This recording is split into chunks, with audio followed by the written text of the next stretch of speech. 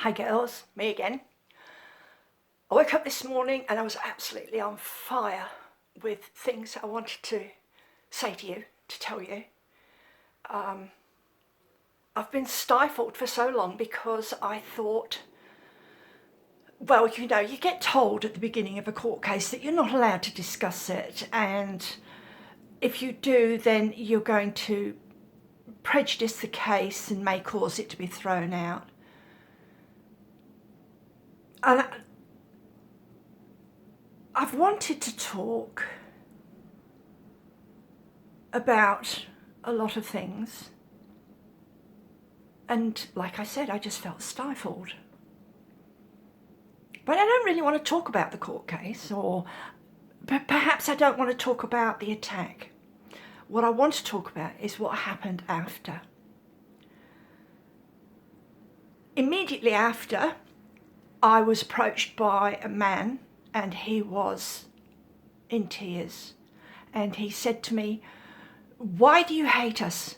Why do you want us gone? Why do you want to kill us?" And I said, "You've got it wrong, bud." I said, "Will you hear me talk?" And I mean, that place was just ringing with noise, and you couldn't hear yourself think, let alone talk. And I said, "Will you hear me speak?" And he nodded his head, and I had to stand right up close to him, and I had to put my arms around him and speak into his ear. It was so loud. And even then, I couldn't whisper. I had to basically shout in his ear for him to be able to hear me, and for me to be able to hear him. I had to turn my head while he shouted in my ear. And he asked me what he was supposed to do, because his daughter had changed. And he didn't know what to do. This poor guy had lost his daughter. And there was nobody in that crowd of cult members had ever reached out to him and told him that it was all right, that he still had his child, and yes, he was still supposed to love her. Not one of them had comforted him for the loss of the child that he had seen born and grow. And that broke my heart. But anyway, I offered him my little bit of knowledge. Keep on loving her. She's still yours. Just keep on loving her. Be there for her. If things get hard for her, just wrap your arms around her. Tell her you still love her. That you'll help her through whatever she's going through. And then I let go of him and I stepped back, and a man at the back of him turned round and said, "You're disgusting. You're hateful. You're a Nazi." And his face was so screwed up in hate. And all the things that he was saying to me were written there on his face. He was the one that was spitting hate, not me. And at that point, I just shrugged my shoulders and I smiled at the other man and I walked away. And I walked through the crowd. I mean, this is after the attack, so my eye was purple. My glasses had been knocked off. And I just tapped people on the shoulder and I said, "Excuse me, I want to come through." And they turned around and they saw my face and they stepped aside and let me through, by golly. And I walked up to the rotunda and I walked up the steps. And of course the security guards were there around Kelly J. And I tapped one of them on the shoulder and I said, "May I speak to Kelly, please?" And he said, "No, just stay away. We can't deal with it. Stay away." And I said, "I'd like to speak to her." And he said, "I don't care." Which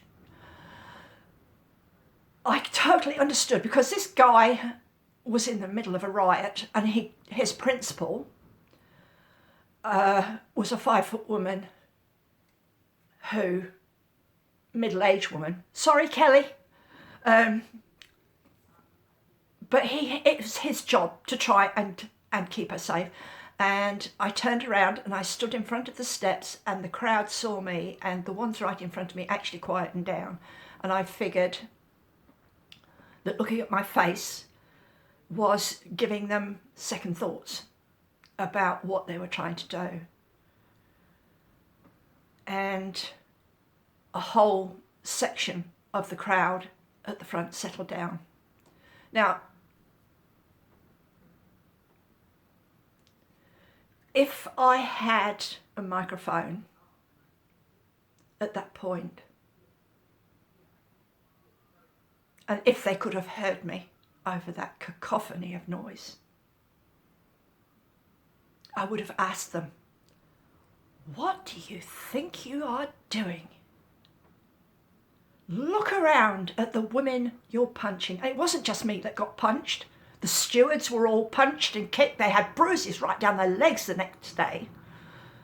So our dear Prime Minister saying, oh, there were a few scuffles. There weren't a few scuffles. Every single woman there was punched and kicked and spat on. Every single woman. So don't tell me it was a bit of a scuffle. There were 2,000 in that baying mob.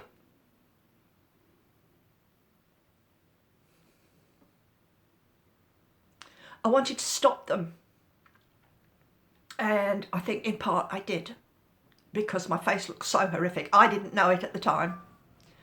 I hadn't seen it.